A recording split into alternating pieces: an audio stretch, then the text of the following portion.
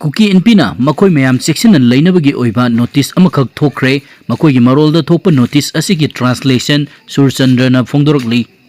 Maitai singna Manipur government ka pullaga Kuki singi mathakta attack tawrakna ba achauba plan ama tawrakpa yai aduna mafam khudimakta leiriba Kuki singna section and lainaba amadi mai leiduna chenba natana attack khudimak thengnana ba sem saduna section and lainaba honasi haibagi aranba propaganda sandokpagi oiba notice ni haina Surchandra na phongdokli Myanmar Rom dagi train tabu loiraba Kuki chamapa lom changsilaktuna tang kunipanda kanglup kuntra khaidoktuna maitai gi khul singda attack tarokpa yabagi oithokpa lei haiba wafamdi Kuldip Singhana fawba phongdokiba leikrabani adubu thok onthoklaga makoina oina Kuki singda maitai singna landaraklagani haina aranba paw oina sandorokli aduga makoina national media gi mioi singsu kauraga maitai na Kuki singbu otpi naibire haibagi matangda mayek sengna warol thamgani haiba musu yauri hairi ngasi numidang wairam phongkiba pawche singdagi lokhatcharga mayamgi mafamda pawdam jarongge ahanbada Pauninko News Service dagi lokhatcharga National Highway 37 da ngasi ahing nongyai dagi hoduna total shutdown gi khongjan chatharagani haina lauthokre Toksem subdivision gi apunba society singna subdivision asigi manungda leiba National Highway number 37 asida ngasi ahing nongyai dagi hoduna matam kaktaba total shutdown gi khongjang chatharagani haina lauthokre Hiramasiga mari leina JMA Students Organization Manipur Jetsom Asaria Students Organization Taso Samram Segment Boys CSC Amadi Toksem Headquarters Student Union TSSU gi General Secretary Amadi President Singna punna kuyek piduna thadrokpa cherol amana phongdorokli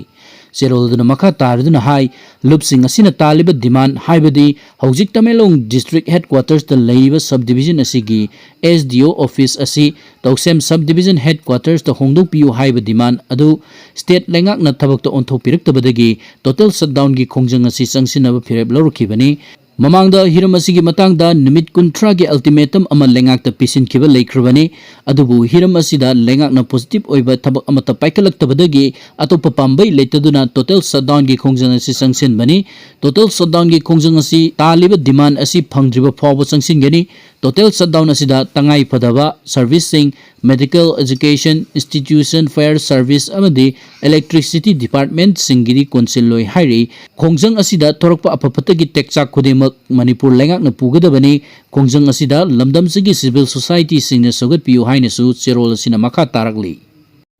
atopa pawamada School suti tharakpa ngaiduna leiba gari singda tatana thomjilakpada mioi mari sokle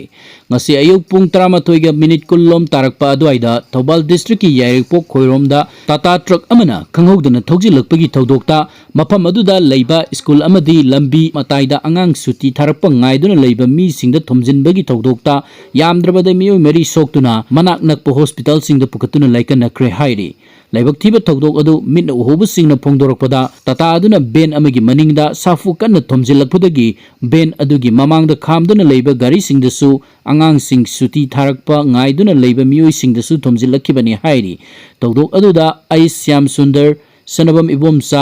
Ibomsa Saikhom Lakshmibai Kobi punna mioi mari asok apan nangle asopagi phibam hojik phawbagi oina chapchana khangba ngamdri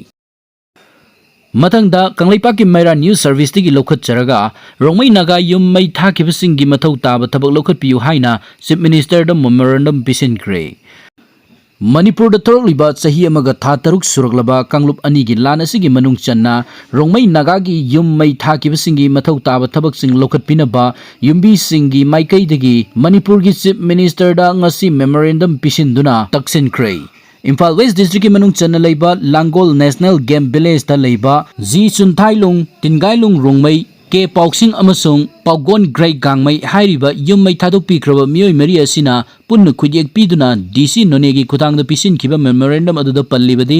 thokliba irang asigi manung channa mamang sahi gi 2023 gi May marida sakangdaba singna makhoi gi yumsing mai tumna thadok pikhi thodok adugi matung matik chaba thabak lokhat pinaba Manipur lengak taksin ki adubu ngasi phawba thabak amata lokhat pidana leiri maramaduna ngasidagi hauraga tha asigi tang 19 phawbagi matam thaduna thabak paikhat pinaba taksin ki karigumba hairiba matam asigi manungda Manipur lengak na thabak lokholak traba tarbadi democratic oiba khongjang sing changsilagani hairi amaromda hiram asigi matangda mari lenaba department na midyang changbirakani haibasu memorandum aduda palli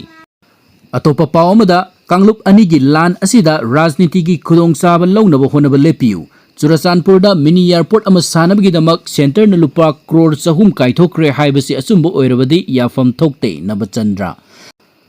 चही अमग था तरुक सुरकलब मणिपुर थोकलिब कांगलुप अनिगी लान असिदा राजनीति की खुदोंगचाब लौनबगी होटनरिब कया असि लेपियु लेंगाक असिदा पांगल थौना हापिदुना मणिपुर के अपुनब सक्तम कन्नब होनमिनसि Thoubal district की मियामबु थवोइबिद्रे हाइना सीएमबु लान उहन्नब होनरिब कया खुदक्त लेपियु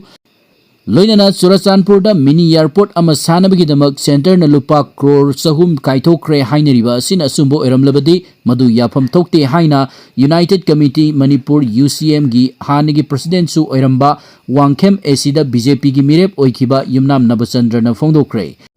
वाफम असी ngarang numidang वांगखेम एसी की मनुंग द लेबा बीजेपी की थौमी सिंगना हंदक नरेंद्र मोदी न लुचिंगबा एनडीए गवर्नमेंट असिना लेंगाक साजन तौरकपा ताम अहुमलक सुबगी अहानब नुमित चाम सुरकपा असिदा लेबाक असिगिदमक पाइखतख्रब सिंथाबा याबा थबक थौरमसिंग मरुओइना मणिपुर गिदमक माइ पाकना पाइखत पिरकलब थबक थौरमसिंगबु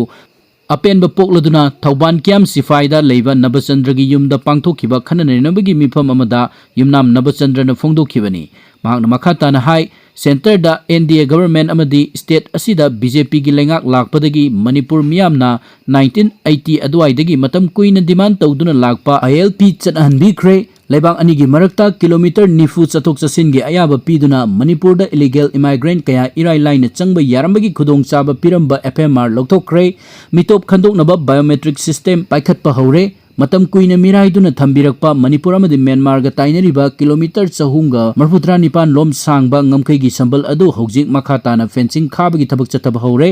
हौजिक चथरिबा लान असिदा मियामना यादबा एआर गी बटालियन अनि हाइबदी मापन अमसुंग कुनिथोइ सुबा बटालियन लौथोक्तुना अतोपा सेंट्रल फोर्स अमना महुत सिनबा हौरे हाइबा वाफों कया फोंदोक्की महांगना मखाताना हाइ ngasimak चथरिबा लान असि तराइना लौबिगनु मपानगी लमगी खुद यावरे हाइरिबनी मसिदा राजनीति की खुदोंगचाब लौबगी थबक लेपियु राजनीति तौबा याबा मतमदा राजनीति तौबियु लान असिगी वरोइसिन पुरकनबगीदमक फुरुप अनिगी मियोइसिंग वरी साननबा थौरांगसिंग लेरे हाइना यूनियन मिनिस्टर अमित शाहना फोंदोखिबा असिमक अखोइगी मियामगीदमक यामना लेबक फबक खोंथांग अमनि हाइना फोंदोखि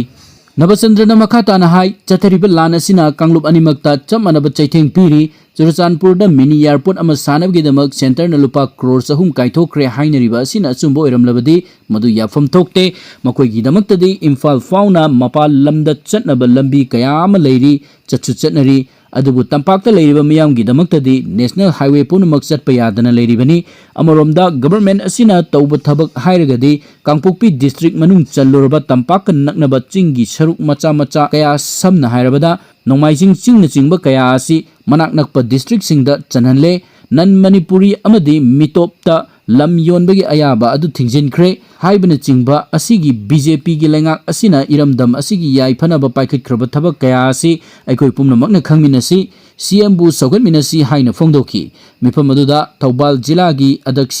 के एस शोभा वांगखेम केंद्र मनुंगी प्रधान कया अमदी बीजेपी मंडल की थौमी कया सरुक याखि।